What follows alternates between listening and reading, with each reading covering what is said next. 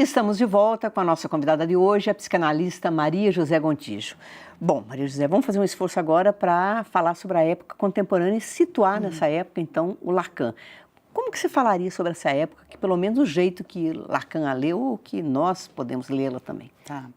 Eu terminei falando dos psicanalistas pós-freudianos, que alguns se equivocaram. E em 1950, o Lacan apresenta, num congresso, um artigo que ficou conhecido como o artigo sobre criminologia. E aí ele faz um levantamento dessas várias contribuições, para dizer o que era importante, para se manter e o que poderia avançar. E aí, nesse sentido, ele começa a fazer uma interpretação daquele mundo de pós-guerra que estava em modificação, com uma acessão de valores diferentes dos valores que Freud conheceu.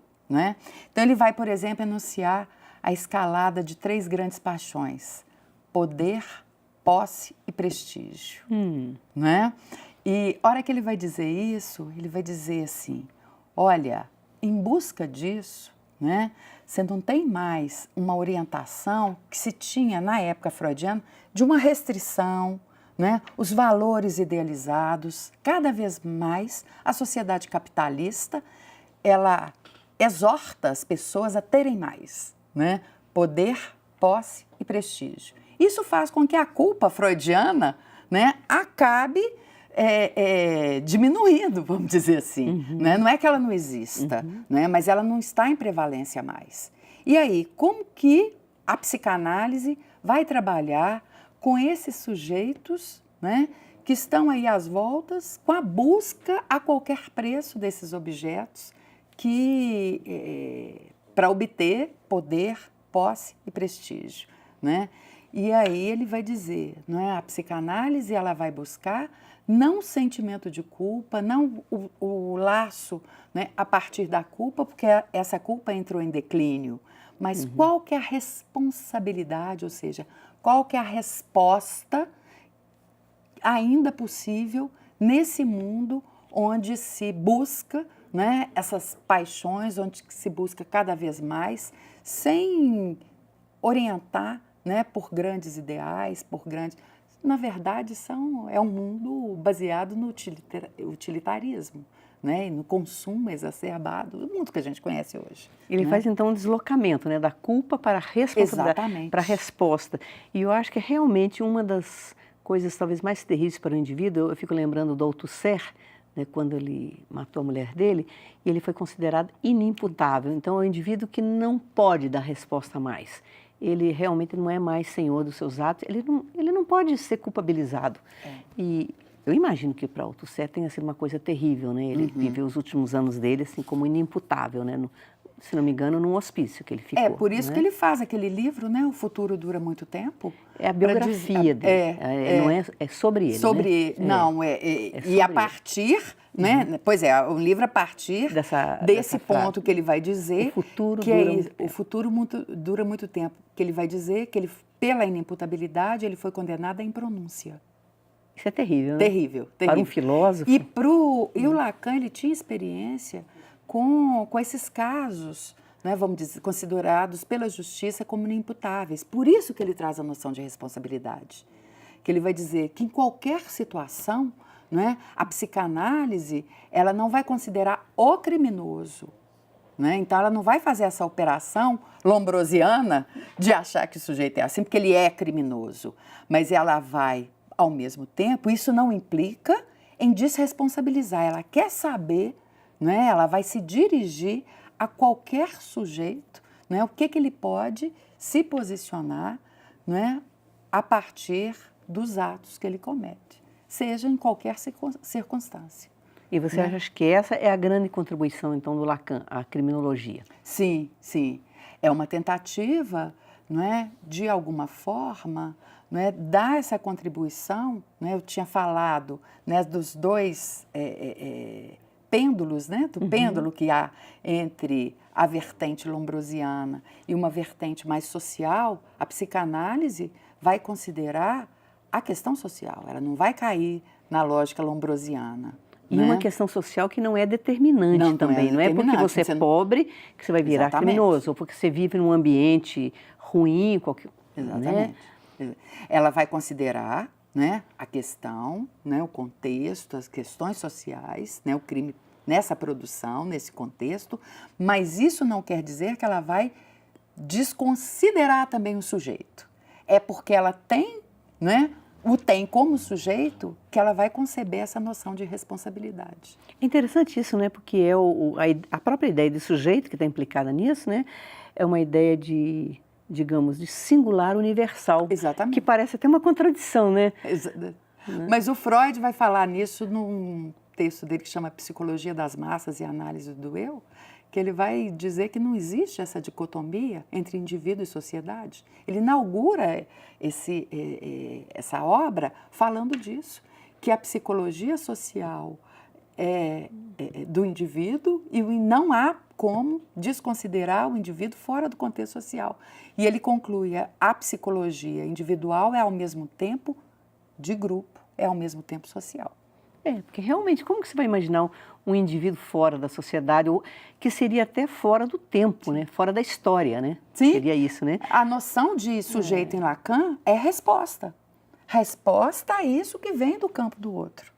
Né? O sujeito não é uma entidade nata, como pensava Essência, essência, né? Não é. Né? O sujeito, em última instância, é resposta. E isso é que implica essa noção de responsabilidade, né? A raiz do termo responsabilidade, né? A psicanálise vai considerar isso resposta subjetiva. Né? Interessante isso, né? Por isso que a gente pode pensar, né, a partir de Lacan, e não só, né, Lacan, Freud, é que a colaboração entre a psicanálise e o campo da criminologia, né, tivemos agora esse congresso internacional, eu acho que vai ser um diálogo profícuo, talvez, né? Como você acha que vai ser esse diálogo, assim? A gente tem já uma parceria, que eu estou falando assim, isso começa, né? Citei a conferência de Freud, né? E, embora ele não tenha cooperado diretamente, ele deu as chaves, né, para as futuras gerações, de alguma forma. Ele considerava a possibilidade, embora ele não tenha trabalhado, né? Ele deixou essa possibilidade para a gente, né? E para os pós-freudianos também. Ele fez um prefácio de uma obra de um psicanalista contemporâneo dele, o Eichhorn, que trabalhava com adolescentes em conflito com a lei na época. Ele via isso com bons olhos, tá? E desde então, desde essa época, a gente tem vários trabalhos de psicanalistas na contribuição com o direito. A gente está falando aqui de criminologia, então no âmbito do direito penal, mas a gente tem outras contribuições também no âmbito do direito civil, né? Direito de família, né? Então saúde mental, né? Então já existe um trabalho efetivo, uma prática efetiva, né, de psicanalistas, né, nas mais diversos aspectos, nas mais diversas áreas aí do direito. Então me parece que é uma parceria que em algum momento realmente tem um limite, né? Freud já disse de um, mas a gente tem outros, né? Mas é uma parceria profícua, né? Hoje os cursos de direito têm a disciplina, né? Então já é uma prática, vamos dizer assim, de parceria que já tem dado bons resultados, não só, né, no trabalho cotidiano, né, nos tribunais, né, nos fóruns, nos diversos programas para criança e adolescente, na questão da violência de uma forma geral, né, mas também produção, né, de sistematização, produção de saber sobre essa prática. O Congresso teve esse objetivo, né, de reunir as práticas, né, e as pesquisas nessa área, né, que tem um contingente grande de pessoas já nesse campo. Agora, como que é isso, Maria José? Que o Lacan, ele constata, né, através dos escritos dele, um certo vacilo, né, que você chama, vacilo perante o outro, né? Esse outro entendido como quase que a cultura, né? As sim, leis, os pais, o ambiente.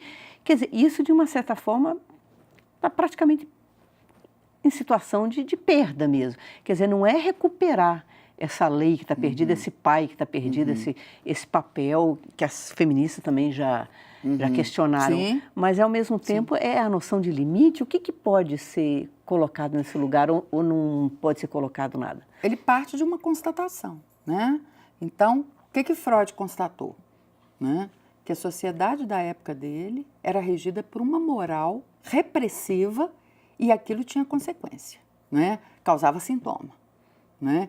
E o sujeito fazia sintoma porque ele não conseguia ir contra aquela moral, contra aquela tradição, contra aquela lei, contra o pai, né? O Freud parte dessa constatação. E Lacan? O Lacan parte de outra constatação. Né? A gente tem uma mudança no programa de civilização, né, que o Lacan pôde acompanhar, que ele começa a falar desde os anos 50. Né? Uma cultura, né, onde esses ideais ou esses poderes, eles já caem em declínio. E qual é, né, o sujeito, né, como ele relaciona, né, e qual a resposta que ele vai dar em relação a essa queda, né, dessas figuras do outro, figuras sociais, inclusive, do outro, que a gente constata, né? A figura, por exemplo, o pai, do professor, né? O professor, né? Todas essas figuras que antes eram figuras de autoridade, né? Que no nosso mundo, essa figura de autoridade encontra em declínio, né? Então, no lugar, né, do não, que Freud constatava na cultura que ele pôde viver, né? A gente tem uma exortação, né? Faça, consuma, né? A sociedade hedonista que a gente vive, né? Então, realmente há um declínio aí. Ou seja, o diálogo vai ter que ser muito profícuo mesmo. Sim, sim. Tá certo. Bom, eu queria agradecer muito a sua participação, né? E agradecer também vocês que acompanharam o nosso diálogo até aqui, sempre renovando o convite, sexta-feira, às 2h15 da tarde. Até lá.